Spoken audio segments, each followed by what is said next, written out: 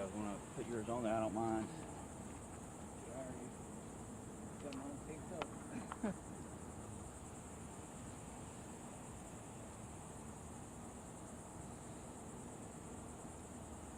Looking good. I don't know if anyone ever showed you, but You know, I've never seen myself. I've been doing this for over 4 months, and I've never seen it. you look good. Though people, you may, it's weird, you know, that at work they're always telling me about it over and over and over again. Like, did you see yourself?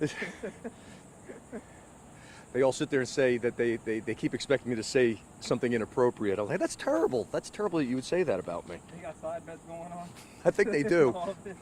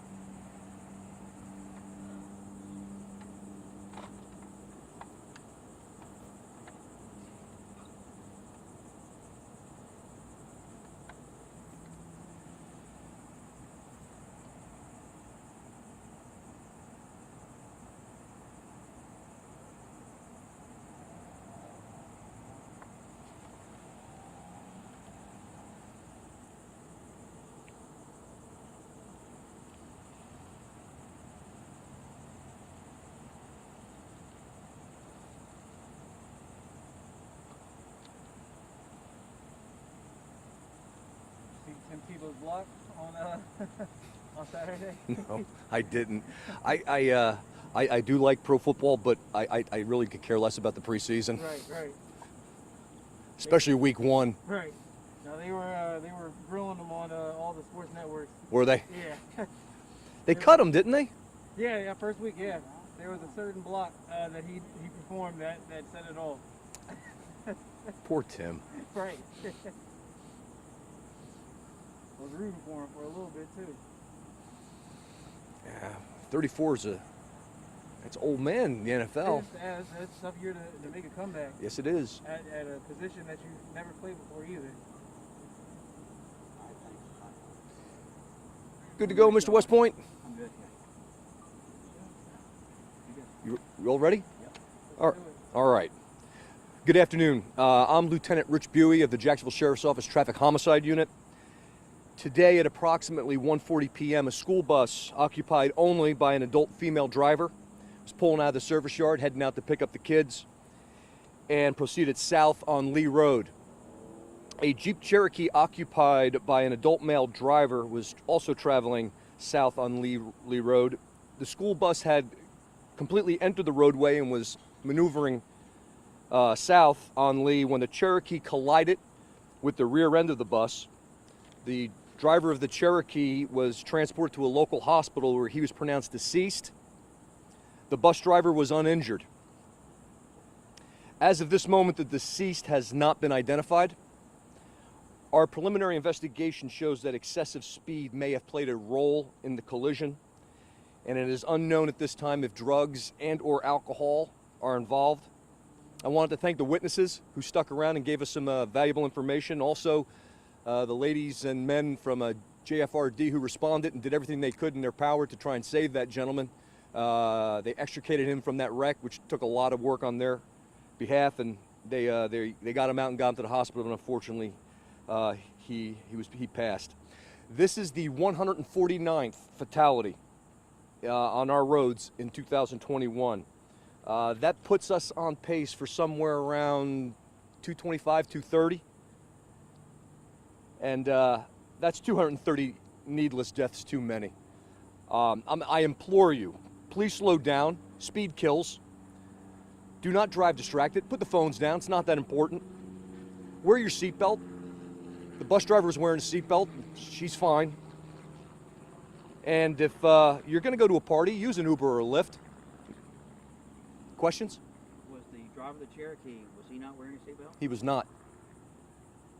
And the bus while there were no children on it, was it going to or coming from? It's going to. It was going to pick up the kids. It was coming out of their service yard is right behind us.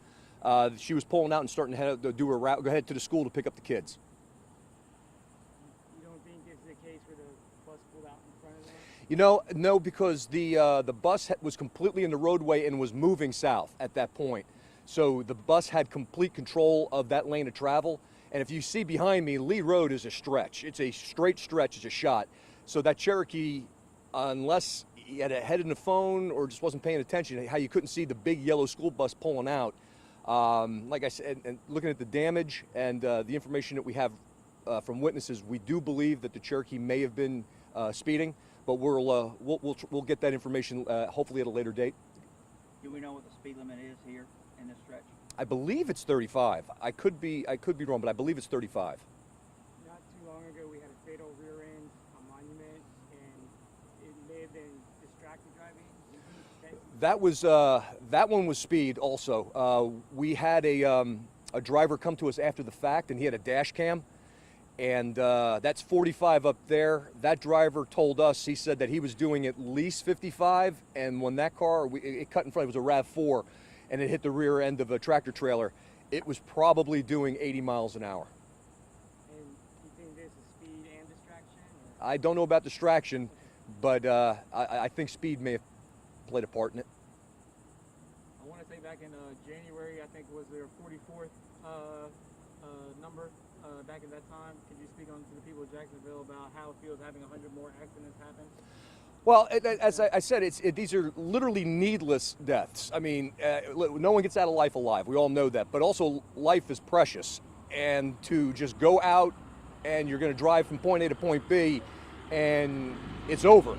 And now my detectives have to go find your family and tell them again that someone you love is not coming home.